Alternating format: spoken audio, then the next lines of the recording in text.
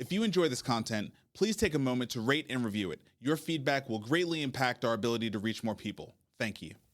All right, man. We are going to kind of do a flash episode today. Yeah. It is Juneteenth. Happy Juneteenth, everybody. Yes. And I'm getting out of town, but we wanted to make sure we delivered the news. A lot going on. So we wanted to touch base. This is one of those shows where Marcus is completely unprepared, but Vic has done all the front end work. I think you will have lots of opinions about this. I always do. Yeah. I always do. So without any more delay, let's dig in.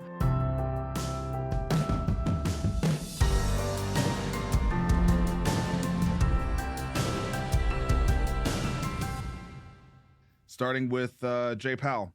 Vic, what's going on with Jay Powell?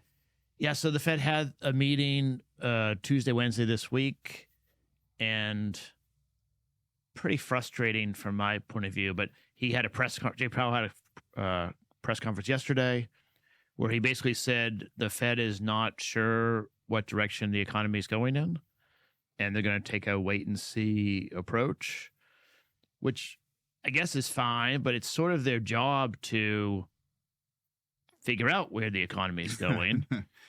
And I don't know. I mean, I think it's pretty clear to me that inflation is not taking off. Right. And the risk is more to the downside than around the economy and jobs. They predict the GDP for the year is going to be 1.3, I think, or 1.2. Okay. Which is pretty low. I mean, it's not a recession, but not a lot of growth. Yeah. So I don't know. I mean, I think everyone agrees that Fed rate cuts or rate hikes work on a pretty significant lag, 9, 12, maybe even 18 take time, months. to actually kick in. So if we wait until there's a bunch of layoffs and we really need it for the economy, it's too late. So anyway, he basically said he doesn't know what to do, and I guess that's okay, but kind of frustrating. Yeah, I mean, look, it's probably fair to say that we are in a time of great uncertainty, and that every week delivers more and more, things that add to the uncertainty. So trying to kind of steelman whatever their argument is, there's a lot of uncertainty. To your point, though, I think we've had a pretty solid quarter in terms of inflation management, right? Yeah. I mean, 2.5 or below is kind of become the standard. Yeah. I think pretty much everybody believes, given all the uncertainty, the likelihood of getting to 2 right now, anytime soon, seems kind of crazy. So the question is, 2 really cannot be the target. Yeah, we're never going to hit 2. I don't think. Yeah, or certainly not given what's on the table right now. Yeah. So this kind of holding at this level, it's less of a wait and see, and it's more of a why would you hold at this level? Right. Yes. What is the justification for holding at this level? So I think that's kind of the new question. Yeah. If you take politics off the table, right. There's no reason to wait. You should do a 1/4 point cut just to give a little bit of stimulus. Inflation's not going to run away. But I think, there are some politics in place. Trump and Powell do not like one another. Yeah. But that's frustrating because it's nothing to do with me or the economy or people that need jobs. Right. So, anyway. Okay. So I think the big story that has started to roll out over the last 24 hours, although, I mean, this is not a new story. We've been covering this for a while now, is that, everyone is cutting, right? And cutting when they're doing well. Yeah. Not just cutting because they need to improve P&L because things are tough. They're hitting all-time record, revenue, and they're still cutting. And this is, this started out cutting with jobs. Cutting jobs, yes. And this started out, really with the phenomenon of Elon Musk when he bought Twitter. And before he turned it into X, one of the first things he did was he started cutting all sorts of people, right? And just getting it into this very, very lean engineering team. And to be fair, before we get into the AI piece, to be fair, there was a little bit of time that was sort of him getting oriented to the platform, and there was some downtime here and there. But anyone who's seriously watched that platform, you can't argue how much the product has improved, how many features they've rolled out since he's taken over. With maybe a third of the staff? With like a third of the staff, right? And so if you're a technology company, I mean, there's a lot to be said for focus, getting your team really lean, and just knocking down milestones.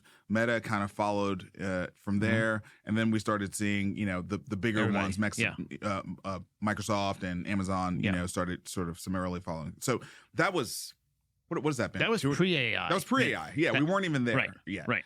Now we have AI, and I would say maybe we're 6 to 9 months of these companies actually employing a digital workforce now. Yes. Really leveraging AI. That's right. We're not there yet where they really have a bunch of digital entities, agents. That's right. It was 6 to 9 months, right? Yeah. Is where they've been working on that. And Andy Jassy came out, was it yesterday? Whatever. Yesterday or the day before. Yeah. Very, very recently. Yeah. And basically said, listen, that AI is going to lead to a smaller workforce. They're cutting significantly at corporate. Right.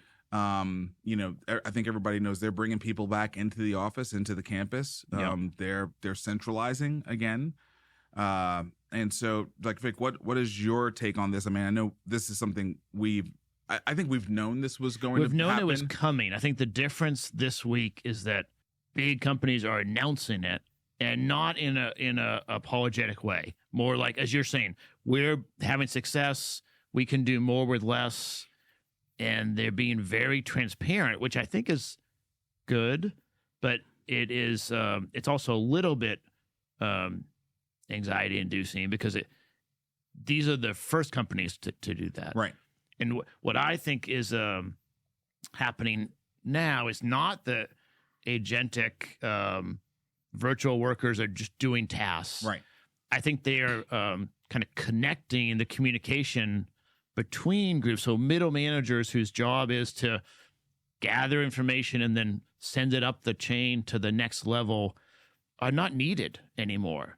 And I don't mean that in a derogatory way. There's like, it's more effective to directly communicate, and the communication is sort of augmented with AI. So the right information gets to the right place, and it's summarized and easier to ingest by the upper management. So you can cut out entire lines of management and actually gain productivity. Right. That's what I think is the general trend, but it's not going to stop with that. Then there'll start being projects that are done, with an AI agent in the cloud, basically. Right. Yeah. Yeah. So, I mean, and the implication for us as VC investors, which, you and I have been talking about, is there is absolutely no way that a company launched today should need the same amount of capital as a company launched 5 years ago. And I kind of don't care what the space is. Yeah, I agree. There's no question about that. I kind of don't care what the space is. You just should not need as much capital. Yeah. The only question is, do you need half as much or some other percentage? But you don't need as much. Right. So, definitely. Yeah. The actual degree of the cut is under debate. Yeah. But it's not 2% less. It's a lot less. No. It's I mean, this is a shooting from the hip kind of gut call. It's minimum 10%. Oh, at least minimum. I think it's minimum 25%. That today. That's interesting. And okay, can we play that out for a second? Yeah. So, where specifically in the team makeup is that 25% less? I'm thinking about from a VCC perspective. I don't think it's in leadership, because you really need the leaders in place, right? So it's got to be a layer below the leaders. So where is it? What departments? I think every department, and it is, unfortunately, I don't love saying this, but it's the junior, lower cost staff in every department. So as you get, do seed stage companies have a lot of junior staff? I mean, mine don't.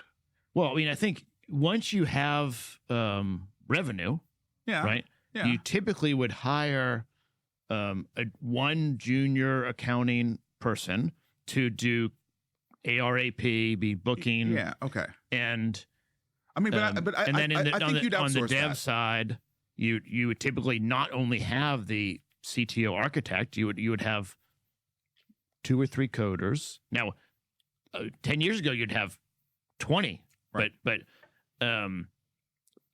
I think you don't need anything below this, what we used to call the C-suite. It's just that. Okay, so I think we probably disagree there because I'm just not sure I've seen any teams that have their AI game together enough. So the reason why I went with 10% is because I think for sure that you can make cuts in the technology. By the way, 10 is the floor for me, right? Yeah. So I'm not saying it can't be more than that, but for sure, I guess it depends how many employees we're assuming that they bring in. Yeah. Look, I have not yet seen, and I'm talking about seed stage, right? Yeah.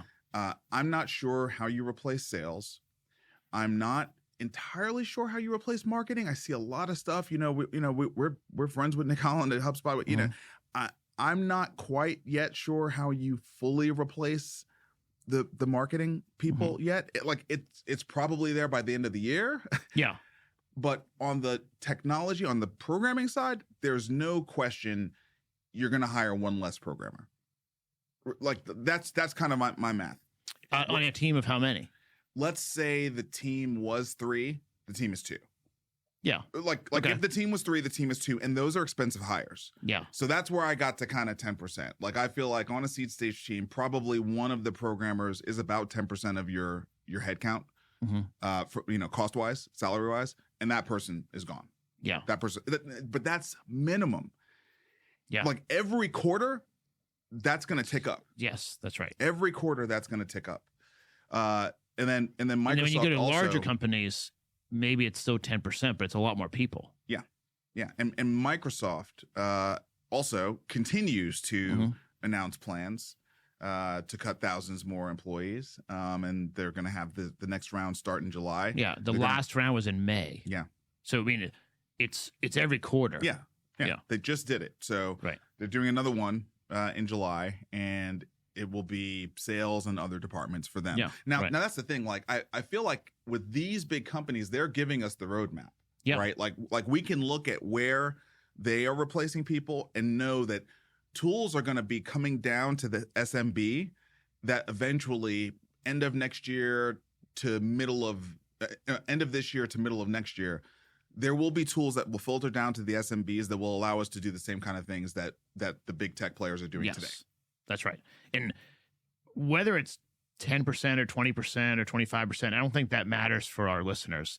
The question is, how can you get your culture and your kind of ethos oriented around maybe it's customer value or patient care or shareholder value, so that you're not it's not the culture to protect jobs, because I think that is not, one, it's not sustainable, and 2, I'm not sure that's going to really work. Right.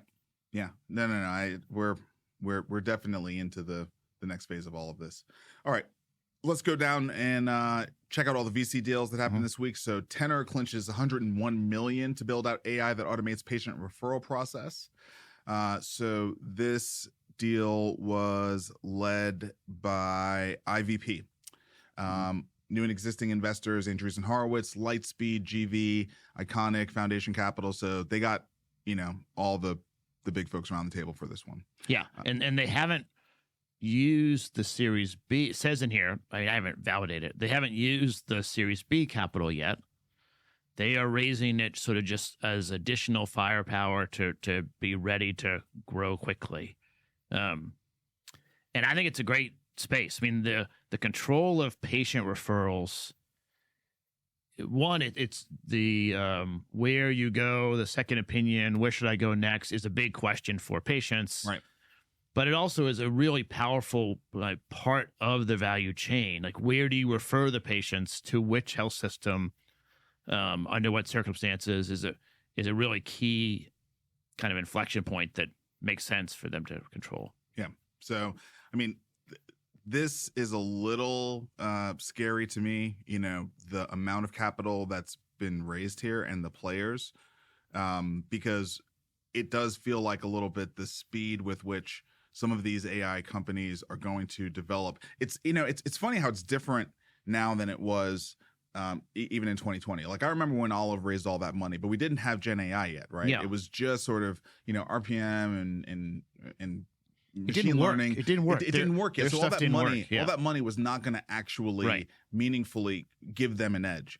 Whereas now, this is a lot of money. And I think as VCs, you got to kind of look at the patient referral space and be like, yeah, is that category going to be closed out? Well, and if it does, do you have confidence that your patient referral systems are going to hold up? Yeah, right. Because that's where it makes me nervous. Is that I have companies, and there's a lot of companies in Nashville that they understand their patient referral systems, but they're soft power. Right. It's like an influence campaign. Yes.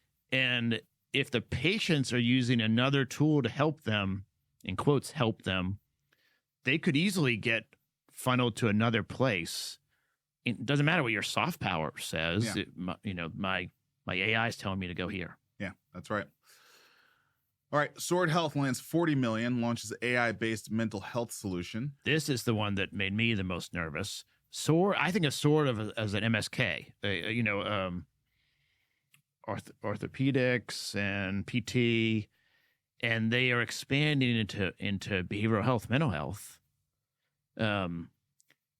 which is interesting, right? I think what it means is they're using their distribution and their scale to expand to different specialties. I think it's funny.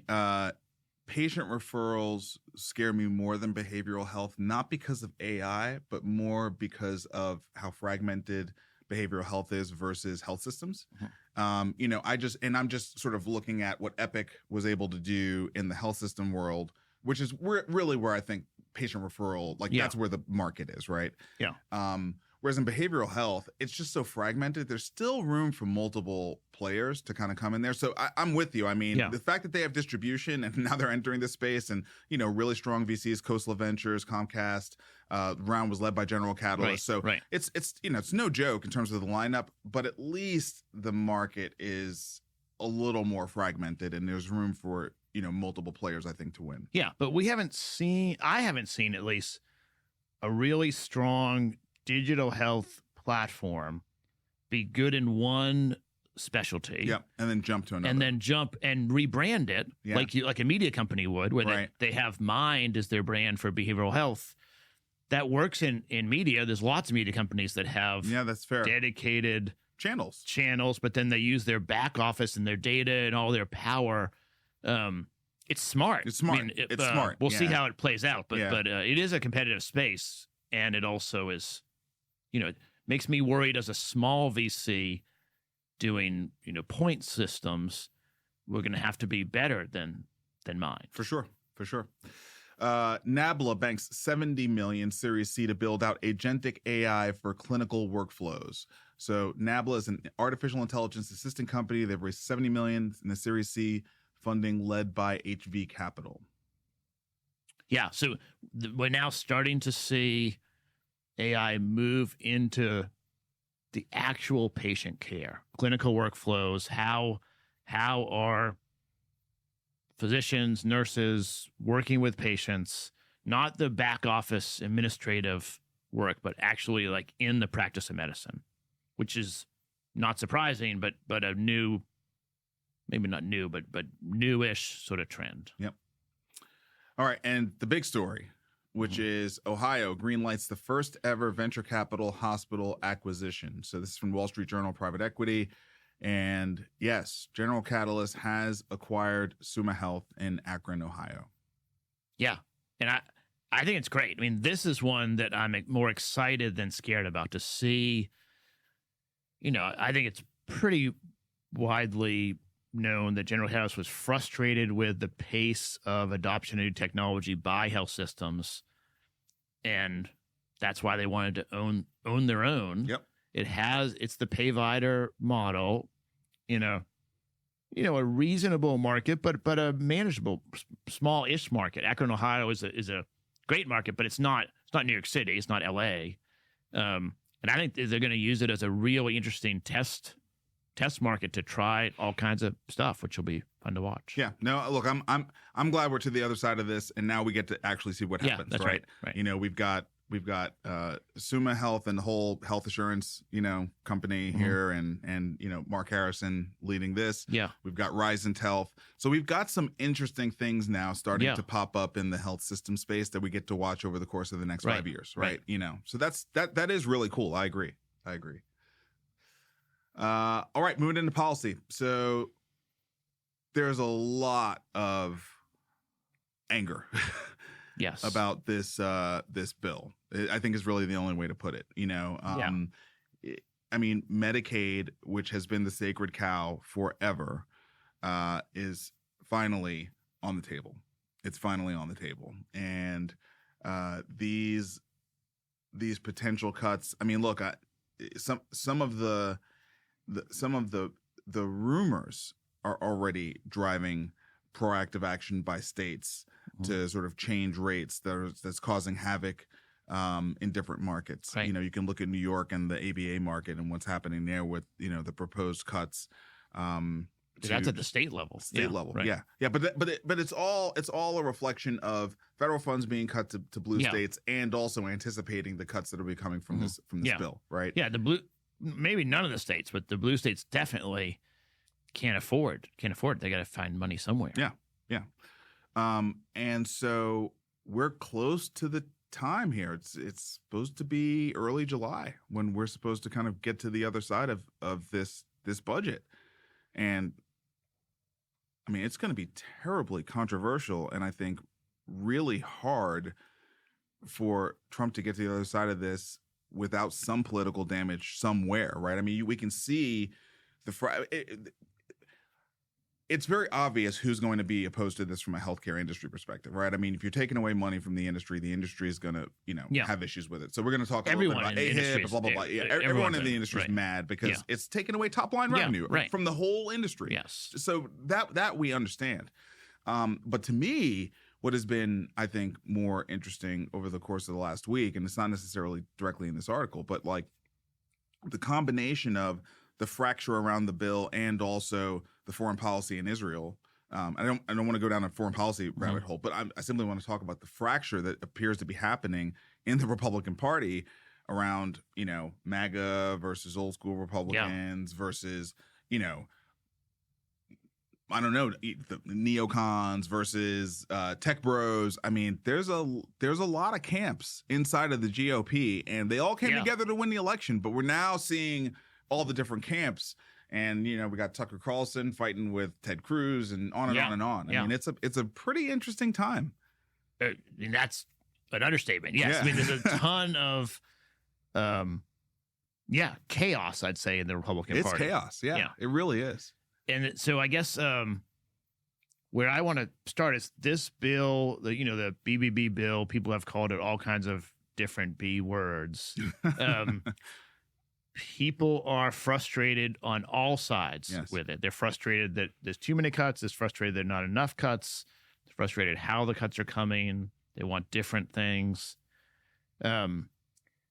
I think it's likely that somewhere in between the House version and the Senate version, somehow Trump has enough power, influence to get something that is sort of in the middle of the two bills that no one is happy with totally, but they pass it. Yeah. That's going to, if that happens, the House bill would be the least bad for the industry, but pretty still dramatically less revenue flowing through. Yep. It might be worse than that. So I think I'm certainly preparing for significant pressure on top line Medicaid, similar to the House bill, maybe slightly worse. I don't think we can avoid it at this point. But I think that is the best case scenario. There is another case that we talked about a couple weeks ago. If they don't pass anything, we have a debt ceiling issue in August or September. Do you believe? So they have to get something done. So what's really funny is you're not been recording this enough that I remember in the past where you weren't worried about, like, you were like, whatever, theater, and they'll get it done. Now this was under Biden. Yeah. Right. It's not under Trump. So it seems like you're more worried in this situation, which is crazy because the Republicans run the table. They've got the House, they've got the Senate, they've got the White House, and it seems like you're more worried about them actually getting the budget done now than you were last year. Yeah. There's no question. I'm definitely more worried. Isn't that crazy? I'm definitely more worried. But I'll tell you exactly why. I think that when we were having to figure out how are Republicans and Democrats going to come together to finance the government, I did not believe that either side would get to the end and not come to some settlement. Yeah. I don't have the same confidence that the Republican coalition will do the right thing in the end for the country to finance operations. I think there are certain groups that have a very hard line about their position, and they either are correct in their assumption that the not being able to fund things will not be a big problem for 3 weeks, 4 weeks, a month, 2 months, or they're not correct, but we haven't tested that before. And I don't have confidence that in the end, the Republicans will get their act together. I hope, I said the best case is Trump pushes everyone to find some middle ground. It's not at all clear if you take the SALT fight or the Medicaid fight. It's not at all clear how that would get done today. But I'm hopeful. I'm not as confident as I was before that this is theater. I think there's several sides of the debate that at least convinced me that they're willing to take near-term pain to fight for their thing, which is not what I want my representatives in DC to be doing, but that's why I'm scared about it. So let's keep moving through the stories here. So AHIP has said that they vow to fight the Trump budget bill to the final hour. So I think that is not immaterial. But also, AHIP is a little bit down right now in terms of influence. I mean, given what's happening in terms of the scrutiny to insurers, right? Yeah. Broadly. No question. Not one company, broadly. The entire industry doesn't have the influence over the political process, meaning like if insurance companies are mad at any politician, I'm not sure that's going to lose a lot of votes for them. That was kind of my point, yeah. And then it's also just nonsensical. I mean, they're going to fight this bill, but what are they proposing for an alternative? We have to pass some bill. Yeah. Okay, and then moving away from the bill, a little bit closer to home, but I think maybe with broader implications. The Supreme Court upholds Tennessee's ban on gender-affirming care for minors. This is a hard issue on both sides, I think. So I can see both sides of it. I don't know that. I don't know how I feel about this. I mean, a minor. The thing is the minor. Like if you can't get your parents to consent, I think it's hard. But at the same time, you have to make these changes before you go through puberty. Yeah. So the whole thing is very difficult. Yeah. I have a couple of friends who are parents of children who are one of my transgender. close fraternity brothers, his child went through this, but he and his wife were supportive of it. Yeah. Well, all the friends who I have who have these children, and it was hard enough in that process. Correct. But correct. Are supportive. So I mean, my view is that while in certain cases, young people make these decisions and there is regret on the other side, I think that's documented. So I don't think that that's an opinion. There are documented cases of this. I think the non-allowance is guaranteed to cause harm to individuals and families, and I think that those parents who can will move out of the state, and have to vote with their feet because they're not able to get the health care that their family needs. I think that's what I would expect. And for those for whom that is not an option, and really the only reason for that would be socioeconomic reasons. So you're saying that if the parents are consenting, Tennessee still won't do it? That's not my understanding. What I could be wrong. What I am hearing is that this is having a chilling effect on providers actually even delivering the care. Yeah. So it's not the letter to the law. It's the pragmatic reality of how this impacts the ability to access this kind of care in this market. Yeah. That's what I'm hearing. Yeah. Yeah, I think it's hard. I mean, we trust parents to make decisions for their minor children on almost everything. And so I think to me, it makes sense that you'd have to trust the parents to know their child best.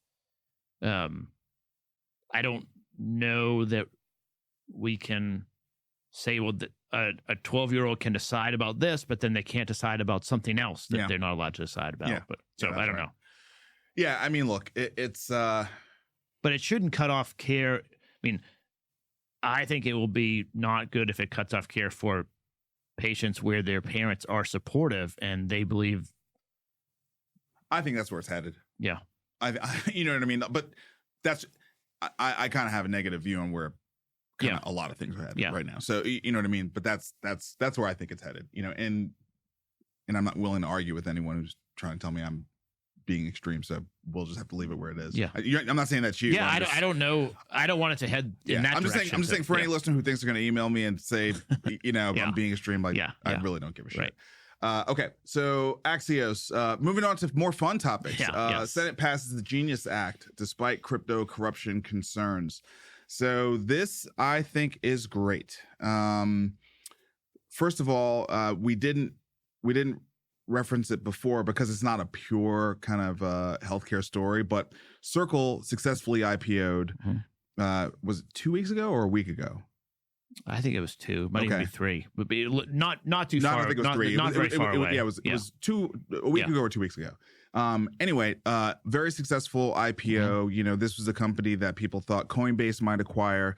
For listeners who are not initiated, Circle is kind of like the Coinbase of stablecoins, meaning like they are to the letter U.S. based. All of their all of the capital they use to back their stablecoins is actual U.S. dollars. Very transparent, very audited. Yeah. They've tried to do all the right things, even when the right things weren't totally clear. That's right. I think they were spun out of, or Coinbase had a significant investment in them. Yeah. And they're very aligned as far as trying I don't think spun out is correct. Okay. Because Jeremy Allaire is like he's a solid entrepreneur on his own. So he wasn't like inside of Coinbase or anything like that. But they obviously had a very, very strong partnership. Coinbase was very invested in making sure that Circle did very well. And I think Coinbase probably did that because of the amount of uncertainty in the regulatory environment that sort of made attaching to Tether too risky for them, right? They needed a U.S. regulated stablecoin. That's right. Right. Everyone in the U.S. needs a U.S. regulated stablecoin. That's right. So the Senate passed the Genius Act that now needs to kind of circle back to the House before it can be fully ratified. Why is this a big deal? Okay, so because I think a lot of people don't understand stablecoins, right? Don't understand them. So basically, all of our transactions kind of run on two types of networks. One is the SWIFT network. The other one is Visa and MasterCard networks. That's basically it, right? And one is highly regulated, controlled, and as you might remember, when Russia started attacking Ukraine, Joe Biden cut Russia off with the SWIFT network.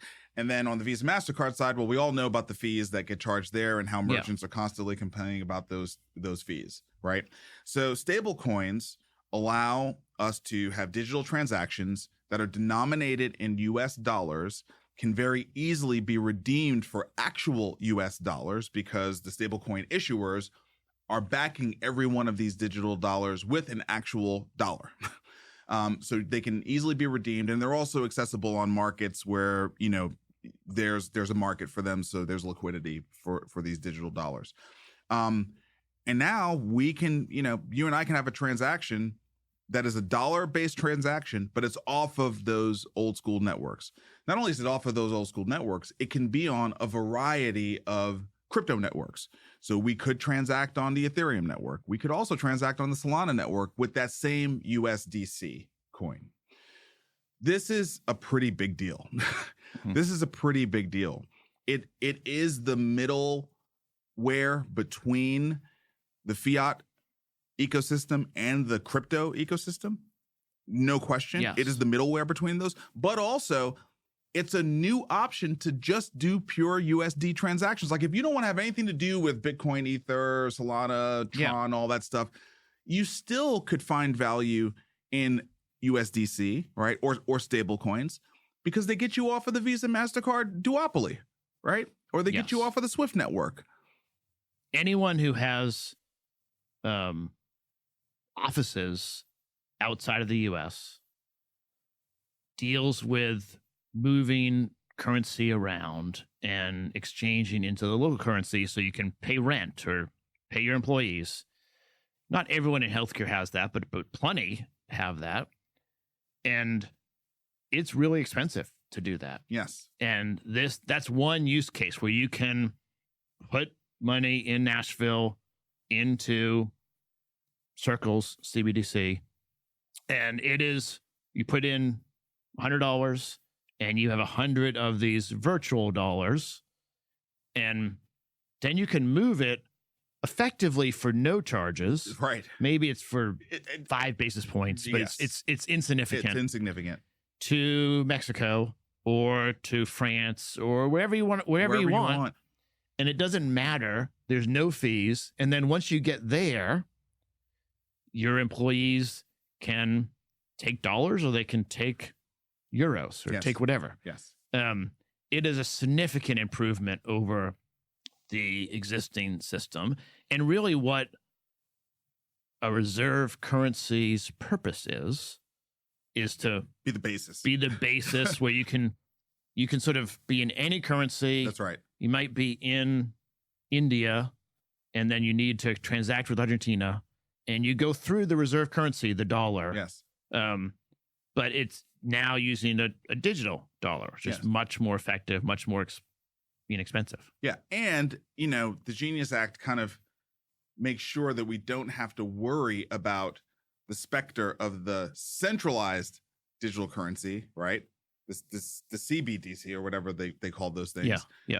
Which were scary because those were going to be hyper tracked, right? Yes. This is a free market model that is going to allow many organizations to create their own economies. Yeah. So you think about like Amazon can make their own currency. Amazon and Walmart are already talking about doing their own currency for that exact PayPal purpose. already has a stable coin.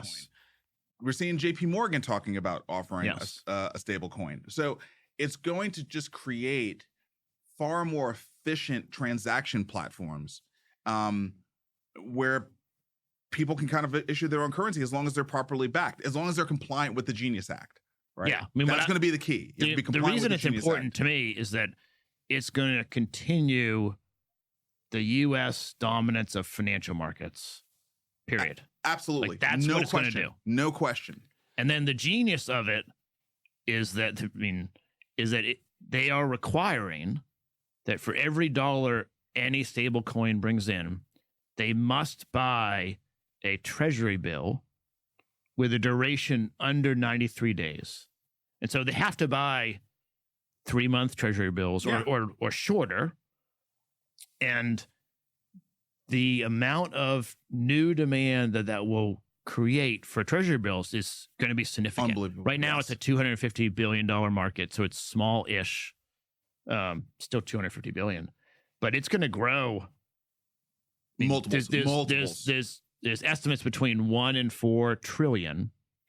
But either way, it's going to create a lot of net new demand for U.S. Treasury bills, which helps all of us. It reduces the cost of everything. So now I have to say, this to me feels like the most unnecessary self-inflicted wound that the Democrats perpetrated against themselves. Yes. Spooking everybody out, trying to say that all crypto is all about financing terror and all this stupid shit. Yes. And when this rolls out, like, okay, yes, like 2% of the use case will be financing terrorism. Because guess what? More than 2% of dollars are used for that. I was about to say that. Right. Cash and gold already finances terrorism. Right. You're not going to stop that. Yes. But the expansion of market opportunity, the improvement of transaction ability for entrepreneurs and massive corporations alike, this is... This will make the Democrats look like they were shills for the incumbents. That they didn't go ahead and move forward on this in advance. And you know how you can tell? Look at how many Democrats signed on with this act. Yeah. That's how you can tell. 68-30. I mean, it was not that close. Not close at all. And it's going to be more positive in the House. It's going to pass the House. No question. It should pass the House. And it'll be great for the country, period. The Democrats made a mistake, but it doesn't matter. I mean... Oh, no. It matters to them. And they lost the election partially because of that. Yeah, and Elizabeth Warren's still out there running her mouth. Yeah, but she's an idiot. So it's just like, God bless, man. Anyway, it's great that it passed, and it's gonna mad really because I'm mad about the deterioration of the Democratic Party. Right. Like I think that's bad for America. So that's my my we beef with this. We need a second party. Definitely, we need a second party. I mean, to the point of you being more worried about getting the budget passed when it's all Republicans. Like this is not great. They have no one counterbalancing them, so that does not lead to healthy debate. Right? It's chaos. Exactly. All right. Anyway, let's keep moving on. Yeah. All right, we're into payers. So Humana's cautious defense of Medicare Advantage. This is from Healthcare Dive. Talk about it, Vic. Yeah, so they had an investor day, as we talked about a couple minutes ago. The entire insurance market is under pressure right now. Not really Humana so much, but all of their peers, maybe not with the exception of Cigna, are, being investigated or having problems. And so they had their investor day, and they were pretty, I guess, assertive about they are in the Medicare Advantage. I mean, they're a pure play Medicare Advantage play. And so they have no choice but to be assertive about it's going to work. But they're also talking about improvements and making sure that they don't do upcoding and all those things that are negative. So they are defending Medicare as a great service, as of course they are. It's their entire business. Yeah. Well, I mean, look, this is politically smart. Yes. Yeah, they're not waiting to be attacked. They're sort of out there trying to be positive. Yeah, and this is the second story we've now had on them with good PR. Right. Just smart, good positioning for them. Yes. And also, like, I think as long as they don't get tagged with the upcoding thing, like Medicare Advantage is a popular plan option for seniors in America. It's not an unliked program. Right. So they just have to sort of say, hey, we're going to stick to the rules. Yeah, we're going to do the right thing. We're all about doing the right thing. Good for seniors. But don't throw the baby out with the bathwater, yes. right? I mean, that's good positioning for them, I think. Yes. Episource ransomware attack leaked patient health data. This is healthcare IT news. Yeah, so this is another in the string of bad news for United Health Group. They're owned by United Health Group. Oh. And so, unfortunately, the United Health Group has been the victim of another cyber attack, which again exposed data. So, I mean, we don't need to pile on more, but it's worth it just to tell the listeners, that Sharp Healthcare is the one that sort of has come out publicly and sort of announced it. But when it rains, it pours kind of thing. Moving on to health systems. Ascension agrees to acquire Amsurg to expand ambulatory surgical reach. So we covered this. This was rumored. It was rumored. It was rumored, right? We knew okay, it was coming, got it. and now it has happened. Got it. Okay. Yeah. Got it. All right. Well, so we don't need to cover much more, just to make sure that people know it happened. Yeah. Got it. Headspace launches insurance-covered therapy direct to consumers. This is HIT Consultant. Yeah, so this is pretty interesting. They're one of the biggest, digital behavioral health, no question, apps or tools. Yeah, no question. And now they have gotten insurance coverage from a whole group. It was almost every payer, and so pretty much wherever you work, you most likely have coverage from your employer through Headspace, which is great. It's pretty smart. Pretty smart. So it's hard to find an in-network. Oh yeah, very much old traditional. Yes, psychiatrist or behavioral health consultant. Yes, agree. Moving on to pharma, Eli Lilly to acquire Verve Therapeutics for up to $1.3 billion. Again, that sort of $1 to $1.5 billion sweet spot seems to be where all of the acquisitions are happening in pharma right now. Yeah, this is a cancer therapeutic, so they're adding. I don't think of Lilly as huge in cancer, so they're adding to that. Okay. Capacity. All right, Health and Us. New York Times. A cutting-edge cancer therapy offers hope for patients with lupus. Lupus can be debilitating and sometimes deadly for the 3 million people who have it.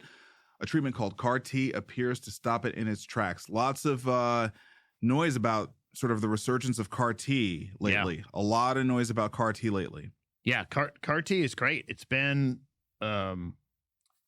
focused on cancer, but I think there are lots of applications. Anything where the immune system is involved or maybe not functioning right, I think CAR-T can be looked at. Mm-hmm.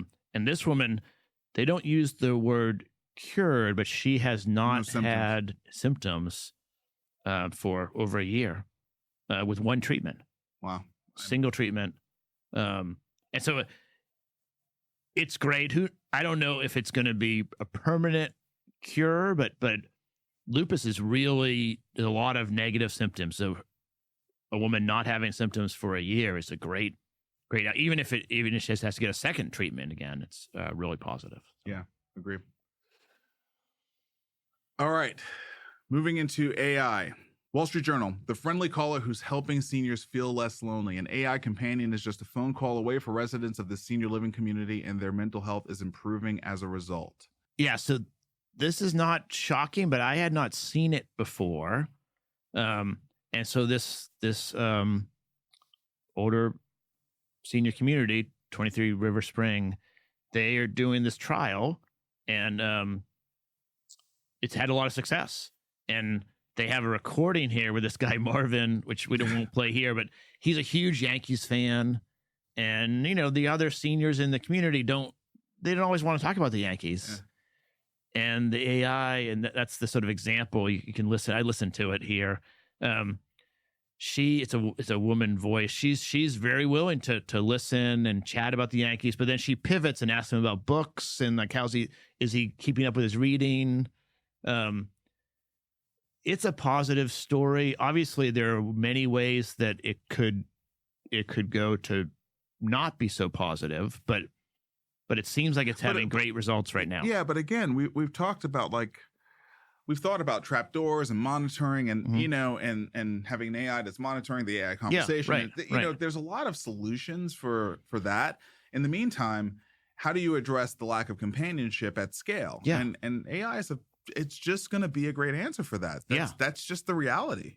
And whether we have all the concerns addressed or not, it's coming. I mean, it's here. Right. Seniors are using it. That's right. And so I think we need to sort of understand what the benefits, like any treatment, there's a lot of benefits and there's also things to kind of mitigate against. Yeah, agree.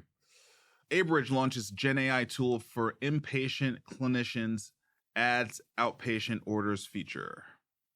fierce healthcare. Yeah, so Abridge has been doing, ambient coding and things, but they're now adding integration with Epic for inpatient workflows to sort of, again, it's another place where they're extending their capabilities.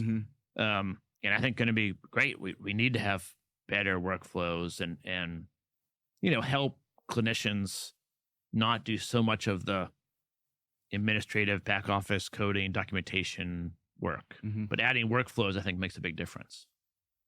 UHS partners with Hippocratic AI to launch AI agents. Yeah, so UHS is a pretty decent sized for-profit health system. Yeah. And so they're launching agents, and it's sort of going to, mostly I think it's going to follow up after a patient is discharged from the hospital, but there's several agents that they're testing and rolling out. Okay. OpenAI wins a $200 million U.S. defense contract. This is CNBC. This was all their positioning was, get the government contracts. And here they are, awarded a 1-year, $200 million contract for OpenAI, the use of its artificial intelligence models. Yeah. And so it's the first time I've seen any of the significant frontier models sign a government contract. And I think that's right. It's another sort of signal that OpenAI is becoming sort of the accepted brand that's most commonly known out there. As a sub point here, it's worth noting that in December, OpenAI announced a partnership with Anduril, and I think just recently in the last month, Anduril also announced a partnership with Meta, also on AI. So Anduril is kind of apparently some kind of gateway for these companies to get access to these government defense contracts specifically, because Anduril's really got the defense stuff locked up. It's like Anduril and Palantir are basically like the two big defense contractors in technology. And so it's interesting to watch the different AI companies now sort of circle around them for partnership capabilities, right? Yeah. And I think the U.S. defense should be using AI tools. So I think of course. I mean, no question. Yeah. And it doesn't surprise me. And I think OpenAI is certainly, a top shelf partner for Department of Defense. Okay, this is the big story. OpenAI and Microsoft tensions are reaching a boiling point. When this whole thing started, this whole OpenAI thing started, Microsoft was a first mover. Yeah. They made a big bet, and they invested huge in backing OpenAI and Sam Altman. They supported Sam through all the turmoil when he was ousted and then came back. They basically dedicated the Azure platform to OpenAI effectively and gave them a lot of market share growth as they were sort of the first real enterprise-ready AI cloud platform. Yeah. But I think in exchange for all of that, Microsoft wanted, deep loyalty. And for OpenAI to not be messing around with, some of these other platforms. And I think they got that in contracts. Yes. But now OpenAI is seeking to become a platform of their own. I think they want to be a Microsoft one day, meaning like most valuable company in the world. Right. And we're finding that, some of the moves that they're making are being constricted by Microsoft. For example, the acquisition of Windsurf. Yes. And how that conflicts with Copilot. So talk a little bit about this story. Yeah, I think there's three main fronts to this fight, maybe. You mentioned the first one, which is Microsoft. Part of the deal is they have access to all of OpenAI's IP, period. So they can repackage it, they can look at the IP, they can resell it, they can use it themselves internally. And they have a coding assistant called Copilot. They also own GitHub. So they have significant reach already in that space. Yep. And OpenAI is trying to carve out Windsurf, which is another coding tool, before they do the acquisition, and Microsoft is not willing to do that. And so I think it's pretty clear what is stated in the contracts, but OpenAI is trying to change the contracts. Well, just like they try to change their status, right? Yeah, right. So that's the second one, which is they have a current sort of financial deal with Microsoft. And if they become a subsidiary of the nonprofit, which I think they have to do. Yep. Obviously, the subsidiary means that they will no longer own 100%. Yep.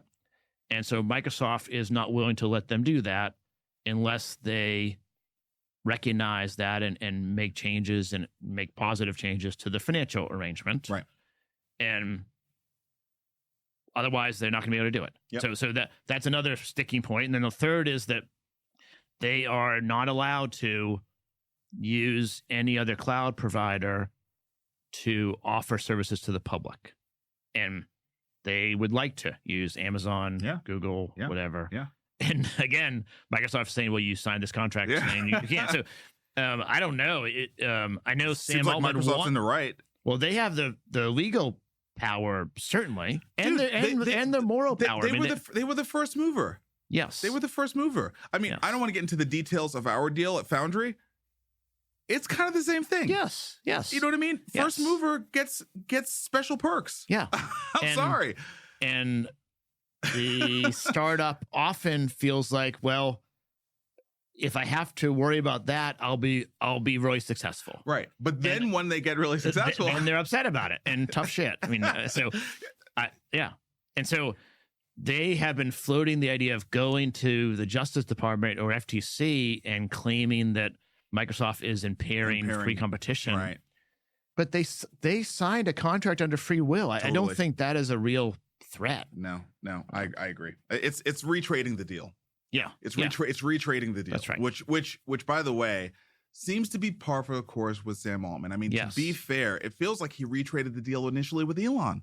Yes. Like all the way back in the day, he definitely retraded the deal with Elon. He definitely did that. Yeah. So this just kind of seems to be who this guy is. Yeah. He would prefer the world to bend to his will. Yeah. And he came out on Monday, or someone, OpenAI, was sort of leaking this to the Wall Street Journal. And then Microsoft has responded now in the Financial Times, basically saying, like, we're willing to hold them accountable. So that they're not, they're willing to sort of walk away from the renegotiation and just say, we'll just hold you accountable. Yeah. Yeah. And sue you for breach of contract if you try to do something outside of that. Well, and if they don't approve the transition from nonprofit to the subsidiary, they got to OpenAI has to give back all the invested capital. Oof. Or they have all the investors have the option to take back like $30 billion. And so I think Microsoft has a lot of the, as our president would say, has a lot of cards. That's all the time I got. Yeah. Well, that's plenty to cover one show. There's a lot going on. Thanks for pulling it together. I feel well informed. As I said, happy Juneteenth, and hopefully you are taking some time today. I definitely am taking the rest of the day off, and we will see you back here next week. Yeah.